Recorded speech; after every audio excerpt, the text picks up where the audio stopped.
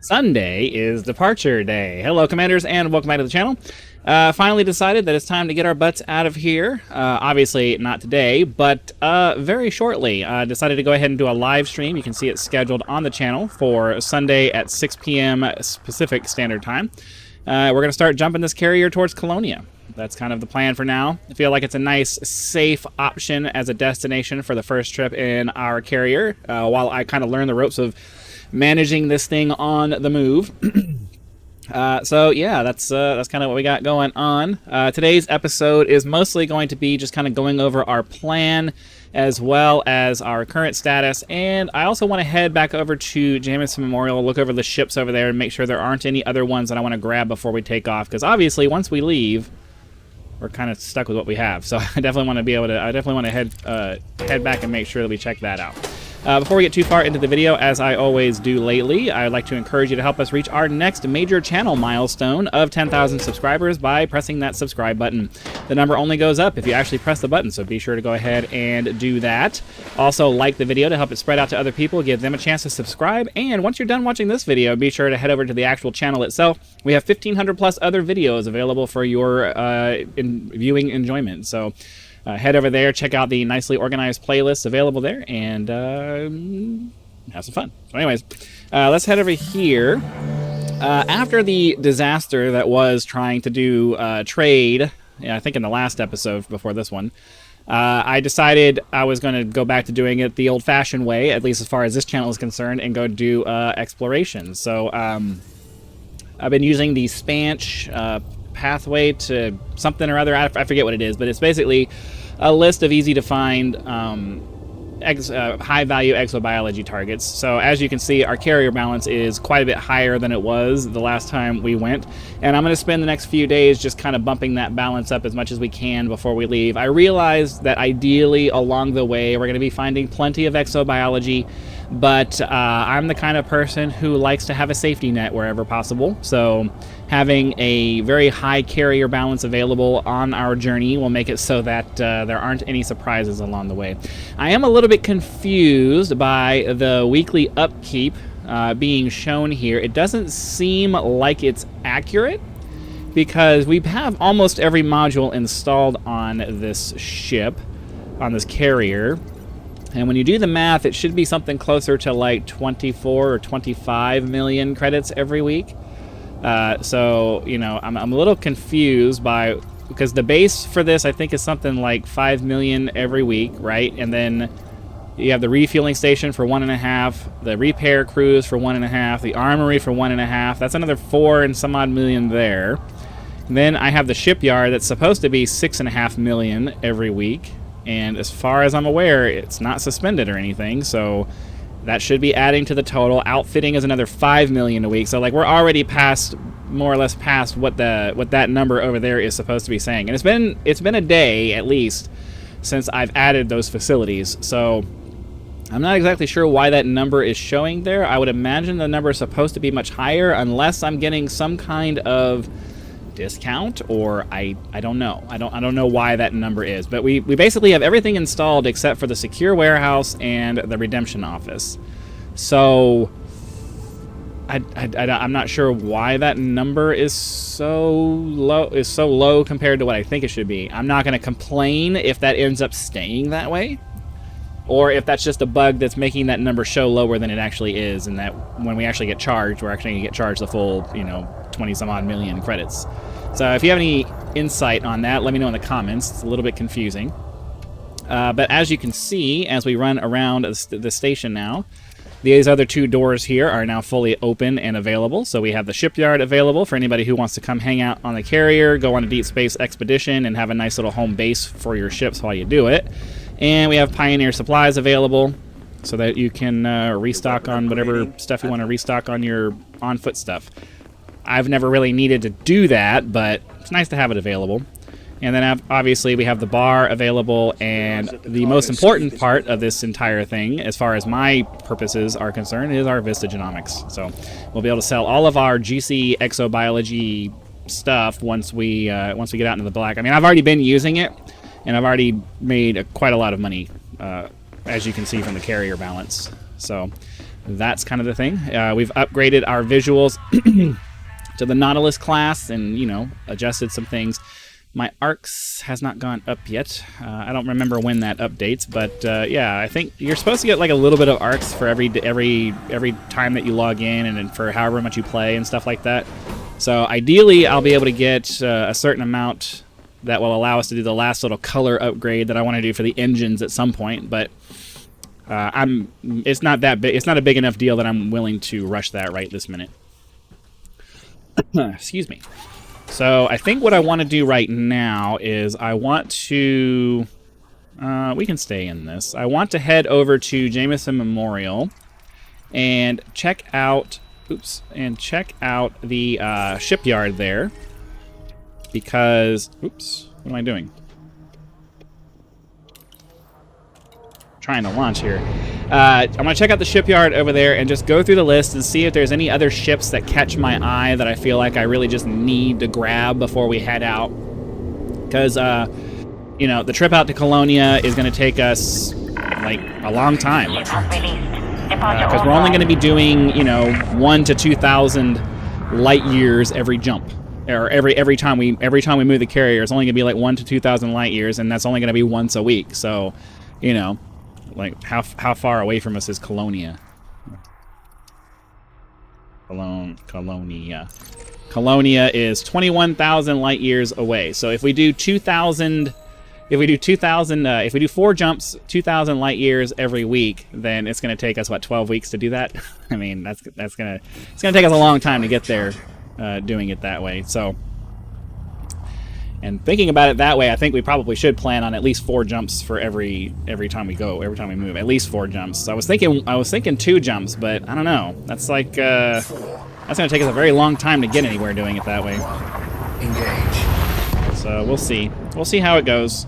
We can always adjust fire as we continue the series. If it feels like it's taking us way too long to get there, then you know, we might increase the distance traveled. But at the same time, I don't really want to rush too much, because the whole point of us going out into the black isn't necessarily for travel. It's supposed to be to go out there and explore and enjoy having a mobile base that we're just kind of taking with us. So I don't know that we necessarily need to be in a big hurry to get wherever it is that we're going, because the whole point is supposed to be the trip itself, not necessarily the destination. So a lot of that will depend on how much the space madness gets to me, but a lot of it will also depend on, you know, interest in the trip. If everybody's interested in the trip and they're interested in all of that stuff, then we'll take it nice and slow. If people are starting to get antsy and bored and they want to see something else, then I will definitely take that into consideration. We'll have to keep that kind of stuff in mind. Let's get the station. Super Cruise assisted. And then we'll get ourselves docked, check out the list of ships there. I don't think that we're gonna worry about buying anything here, but I just wanted to go back. Unfortunately, on my fleet carrier, I can't act. I really wish that they would update the system for that to make it so that all ships show up at every station, and just the ones you can't buy there are grayed out. That way, you can at least see what ships are available in general. Right? Because like I can't remember every ship that's available. I think that's just too much. So I have to travel to Jameson Memorial here because they have every ship available, and they have every ship available at a discounted rate because I have the access to this. So that's if you don't know about that, Jameson Memorial, it requires special access to it, but once you get it, you get a significantly discounted rate on buying everything there.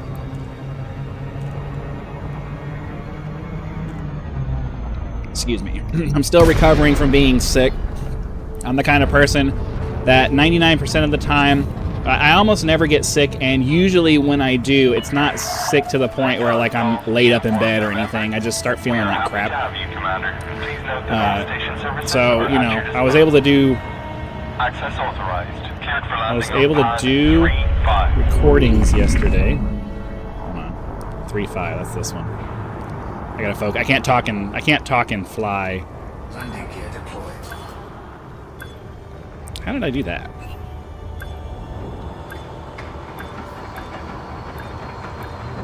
Okay, whatever.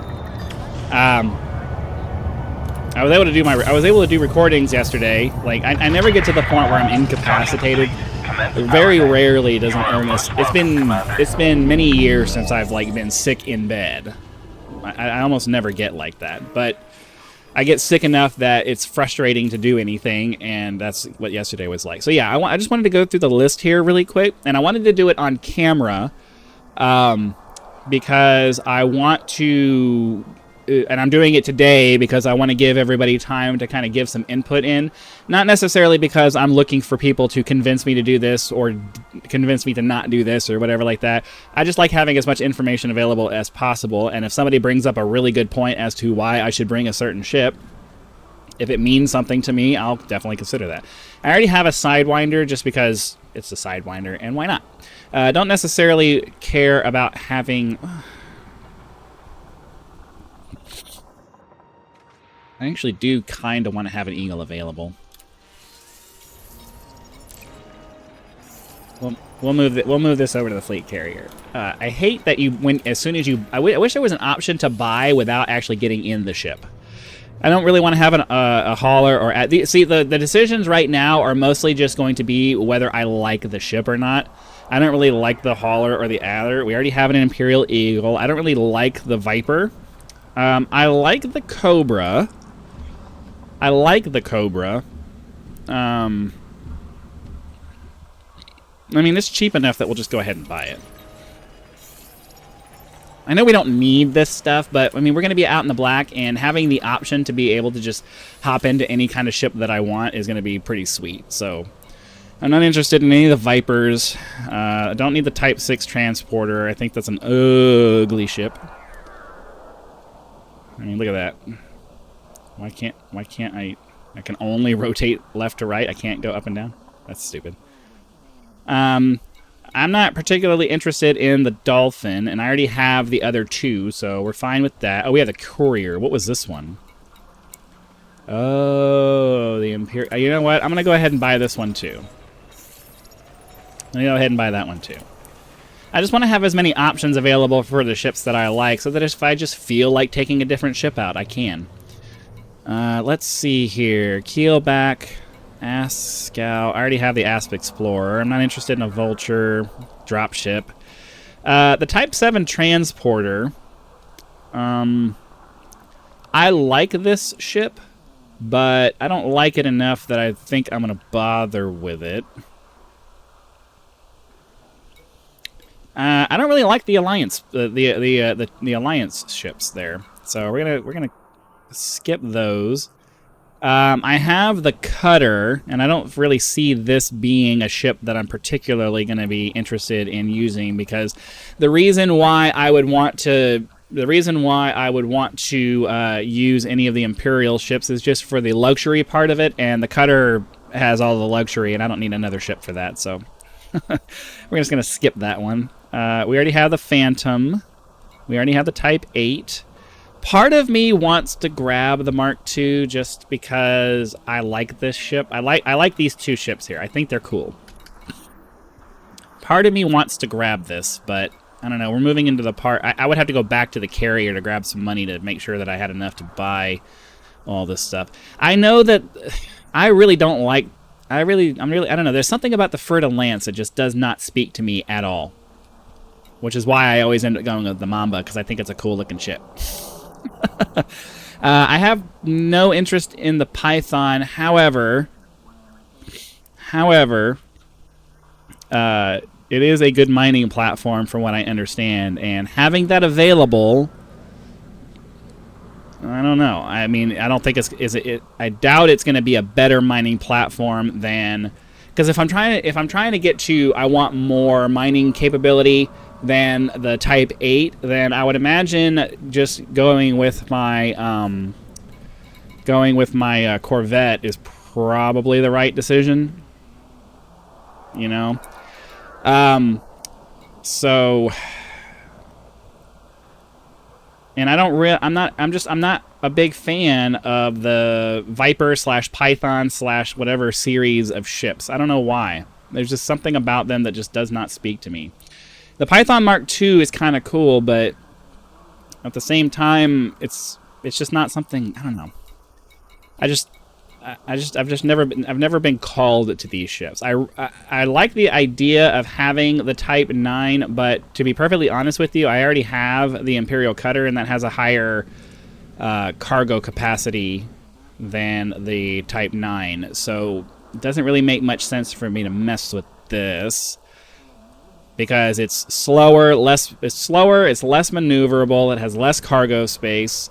I'm not really. I would never want to use it for like mining or anything like that. So as far as the different jobs that I would want to get done, I don't see this adding to my thing in any way. The only reason why I would want to bring it is because I like this ship. I don't know. The aesthetic of it is just appealing to me. The industrial look of it is just very appealing to me for some reason. So. We probably aren't going to be buying it because I'll never use it for anything meaningful. And it's not something that I would pull out to just go have fun in because it's slow and uncomfortable to fly. So outside of actually moving material, which is what we would be using, if I was going to do that, I'm going to use this. I can't justify the expense of this. So, I mean, I can. It's only 67 million compared to the number that we have, but I don't see any point in grabbing it. I did go ahead and get the Beluga liner. It's already over at the carrier. This right here is my favorite ship in theory of the game. And to be perfectly honest with you, I wish so badly that they would. I don't want another version of this ship. I want them to completely change the default version of this ship to be more exploration oriented.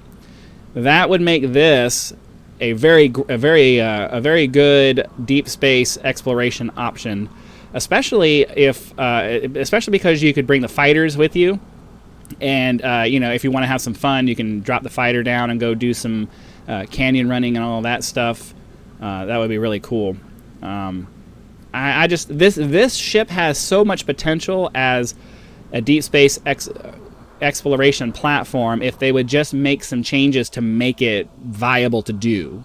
And I really wish that they had done that because I would have little to no interest in a fleet carrier at all if they would just make this something that could have the jump range comparable to the Anaconda.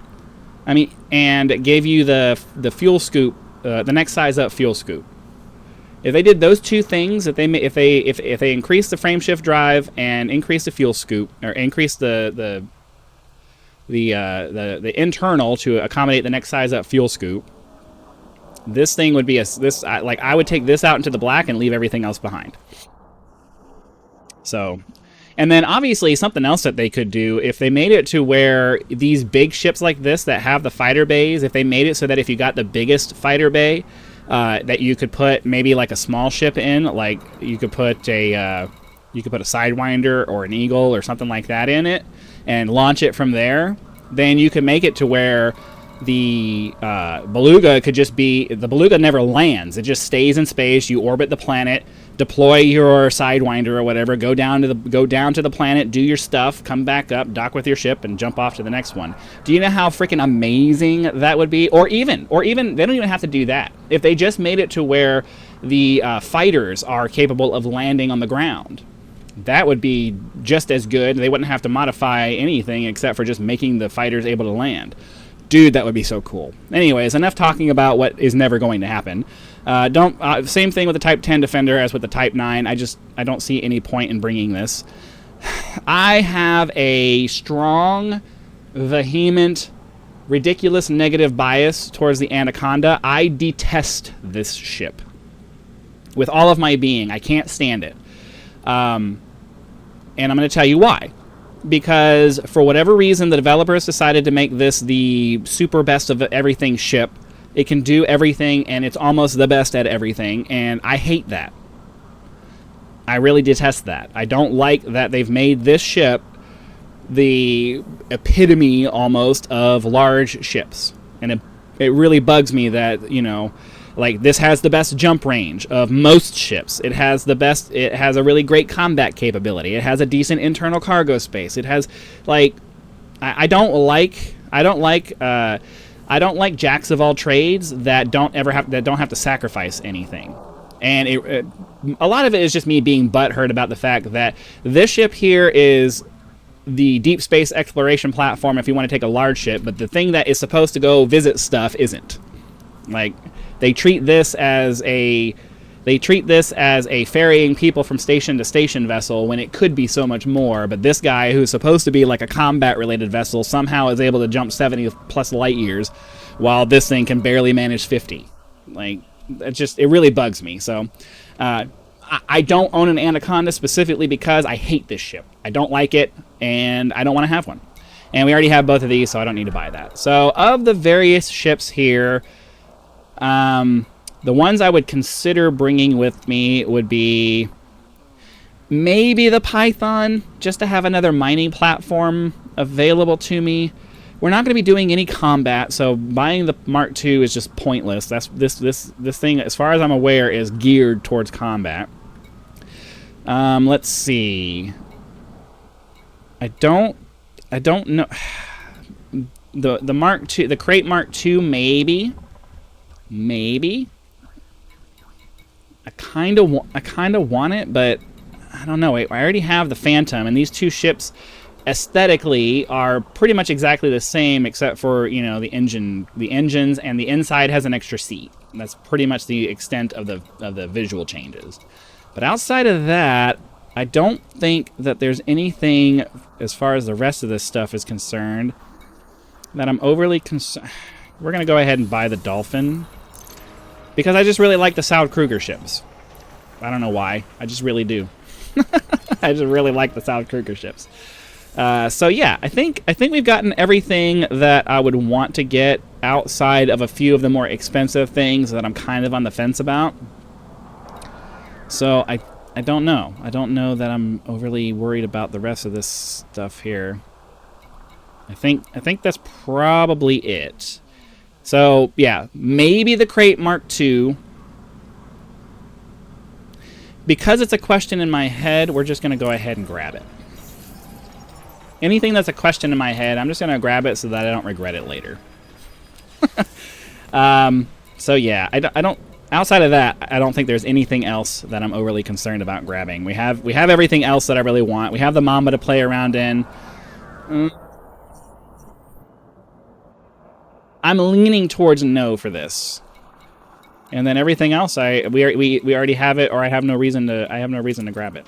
So, yeah, let's hop back into our ASP, and then we'll set all of these ships to head. Oh, I have to go to the thing and then have them move there. I don't think that there is no way to actually move things to a place from where you are, right? Like, there's no way to move this from here. I have to go where I'm trying to move them to and then have them transported there. So let's get ourselves back over to the carrier. I know there's nothing really happening in this episode, but just like every workup in any kind of a situation where you're a deployment, work up to a deployment, that's basically what this is. Like, a fleet carrier is very much like an aircraft carrier in the Navy. I was a Marine, but I understand the process. Like, there's things that have to happen. There's a bunch of logistics and some decision making and things that need to be done, and there's prep work that needs to go into making sure everything's cool and ready to go. And you know, this is all part of the process. And so, rather than just making those decisions willy-nilly on my own, I figure include you guys in at least the discussion about it, if not necessarily the decision-making process.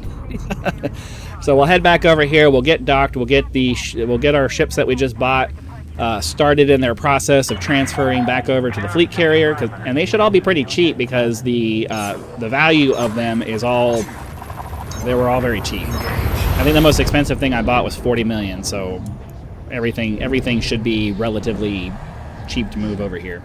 Especially because it's only especially because it's less than 100 light years. I think it was like, what, 40 light years or something like that? Okay, fleet carriers. It's mine. Really wish that there was an easier way to do that.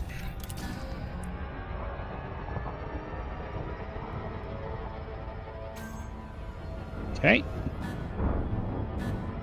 Get ourselves landed, get our ships moving over, and then I mean, it's definitely going to be it for the day. But I try to keep myself in the habit of making sure that I don't cut out the landing part, because me personally, I enjoy watching the technical aspect of like piloting the ship in for a landing.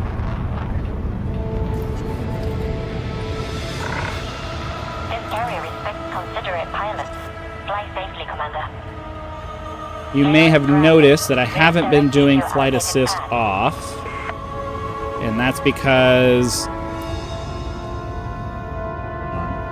Landing gear deployed. Oh, whoa! Hull integrity compromised. Shields offline. This thing, the thrusters on this thing don't stop it as efficiently as some of my other ships. It moves quickly, but it doesn't stop very easily at all. It's not responsive. Alright, so let's see here. We want to head over to this and start moving.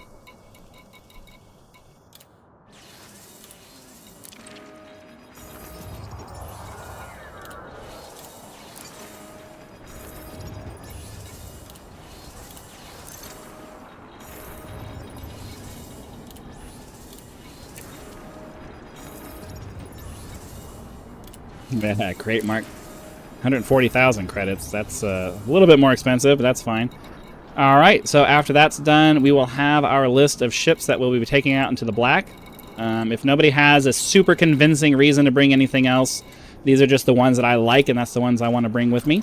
So that's what we're doing. Anyways, hopefully you guys got something out of that video. Be sure to click the like button if you did, to push it out to other people. Subscribe to the channel to help us reach 10,000 subscribers. This is not the trading ship you're looking for. To help us reach 10,000 subscribers. If you'd like to support the channel, you can either leave YouTube's version of a tip with the thanks button, or if you'd like to do a continuing thing, you could hit the join button and check out the list of perks available as a channel member. So yeah, that's my pitch for the day. Hopefully you guys enjoyed this episode of Elite Dangerous. Be sure to come back for the next one, and I'll see you then.